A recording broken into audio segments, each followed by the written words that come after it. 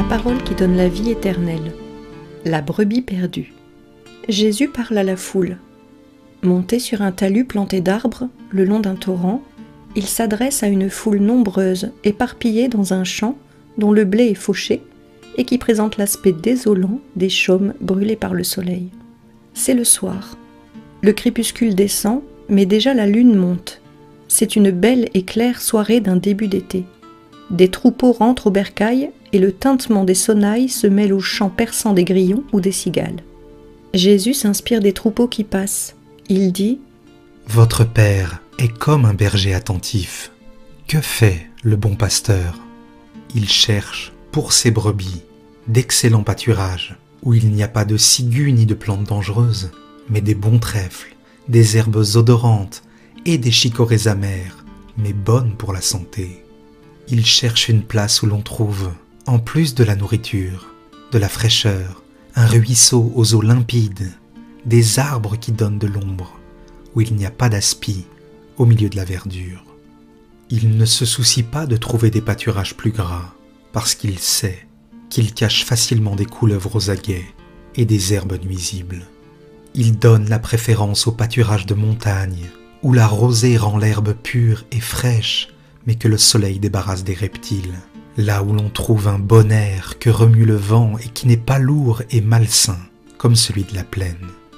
Le bon pasteur observe ses brebis une à une. Il les soigne si elles sont malades, les panse si elles sont blessées. Il élève la voix contre celles qui se rendraient malades par gloutonnerie, et à celles qui prendraient du mal à rester dans un coin trop humide ou trop au soleil, il dit d'aller dans un meilleur endroit. Si l'une ne veut pas manger, il lui cherche des herbes acidulées et aromatiques, capables de réveiller son appétit, et les lui présente de sa main, en lui parlant comme à une personne amie. C'est ainsi que se comporte le bon Père qui est aux cieux, avec ses enfants qui errent sur la terre. Son amour est la houlette qui les rassemble, sa voix leur sert de guide, ses pâturages, c'est sa loi, son bercail, le ciel.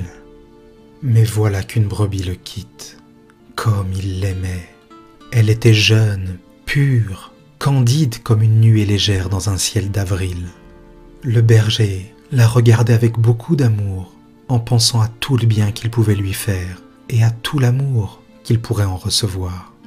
Or, voilà qu'elle l'abandonne. Le long du chemin qui borde le pâturage, un tentateur est passé. Il ne porte pas de casaque austère, mais un habit aux 1000 couleurs. Il ne porte pas la ceinture de peau avec la hache et le couteau suspendu, mais une ceinture d'or d'où pendent des sonnailles au son argentin, mélodieux comme la voix du rossignol, ainsi que des ampoules d'essence enivrantes. Il n'a pas le bourdon avec lequel le bon pasteur rassemble et défend les brebis. Et si le bourdon ne suffit pas, il est prêt à les défendre avec sa hache ou son couteau, et même au péril de sa vie. Mais ce tentateur qui passe tient un encensoir tout brillant de pierres précieuses, d'où s'élève une fumée qui est à la fois puanteur et parfum, qui étourdit comme éblouissent les facettes des bijoux. Oh, combien faux! Il marche en chantant et laisse tomber des poignées d'un sel qui brille sur le chemin obscur. 99 brebis le regardent sans bouger. La 100e, la plus jeune et la plus chère, fait un bond et disparaît derrière le tentateur. Le berger a beau l'appeler, elle ne revient pas. Elle court plus vite que le vent rejoindre celui qui est passé, et pour soutenir ses forces dans sa course, elle goûte ce sel qui pénètre en elle et la brûle d'un délire étrange qui la pousse à chercher les eaux noires et vertes dans l'obscurité des forêts. Et à la suite du tentateur, elle s'enfonce dans les forêts, y pénètre, monte et descend, et elle tombe 1, 2, 3 fois. Et 1, 2, 3 fois, elle sent des reptiles visqueux lui étreindre le cou. Poussée par la soif, elle boit des eaux souillées, et par faim, elle mord des herbes qui brillent d'une bave dégoûtante.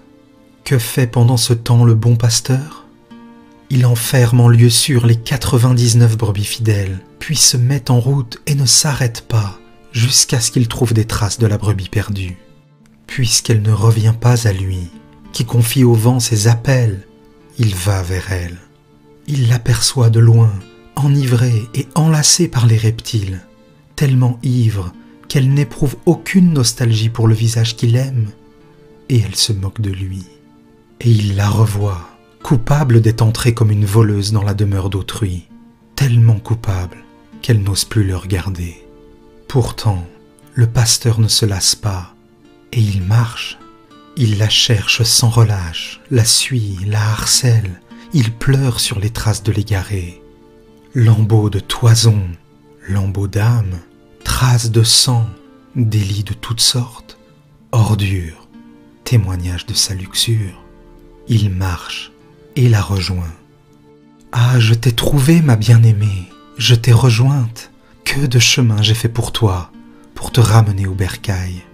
N'incline pas ta tête souillée, ton péché est enseveli dans mon cœur. Personne, excepté moi qui t'aime, ne le connaîtra. Je te défendrai contre les critiques d'autrui, je te couvrirai de ma personne pour te servir de bouclier contre les pierres des accusateurs. Viens, tu es blessé? Oh, montre-moi tes blessures. Je les connais, mais je veux que tu me les montres, avec la confiance que tu avais quand tu étais pur et quand tu me regardais, moi, ton pasteur et ton Dieu, d'un œil innocent. Les voilà, elles portent tout un nom. Ah, comme elles sont profondes! Qui te les a faites, ces blessures si profondes au fond du cœur? Le tentateur, je le sais. C'est lui qui n'a ni bourdon ni hache, mais qui blesse plus profondément par sa morsure empoisonnée. Et après lui, ce sont les faux bijoux de son encensoir qui t'ont séduite par leur éclat, mais qui étaient un soufre infernal qui se produisait à la lumière pour te brûler le cœur. Regarde combien de blessures, combien de toisons déchirées, combien de sang, combien de ronces. Ah, pauvre petite âme trompée, mais dis-moi, si je te pardonne, tu m'aimeras encore? Dis-moi, si je te tends les bras, tu t'y jetteras? Dis-moi, as-tu soif d'un amour plein de bonté? Alors viens et reviens à la vie, reviens dans les saints pâturages. Tu pleures, tes larmes mêlées aux miennes lavent les traces de ton péché. Et moi, pour te nourrir, puisque tu es épuisé par le mal qui t'a brûlé, je m'ouvre la poitrine, je m'ouvre les veines, et je te dis, nourris-toi, mais vis, viens que je te prenne dans mes bras. Nous avancerons plus rapidement vers des pâturages sains et sûrs. Tu oublieras tout de cette heure de désespoir, et tes 99 sœurs, les bonnes, se réjouiront de ton retour. Je te le dis, ma brebis perdue, que j'ai cherchée en venant de si loin, que j'ai retrouvée, que j'ai sauvée, qu'on fait une plus grande fête parmi les bons, pour une brebis perdue qui revient, que pour les 99 justes, qui ne se sont pas éloignés du bercail. Jésus ne s'est jamais retourné pour regarder vers le chemin qui se trouve derrière lui et par lequel est arrivée dans la pénombre du soir Marie de Magdala, encore très élégante, mais habillée du moins, et couverte d'un voile foncé qui dissimule ses traits et ses formes. Mais quand Jésus en arrive à ces mots, « Je t'ai trouvée, ma bien-aimée », Marie passe la main sous son voile et pleure doucement et sans arrêt. Les gens ne la voient pas car elle est au-delà du talus qui borde le chemin. Il n'y a pour la voir que la lune, désormais haute, et l'âme de Jésus.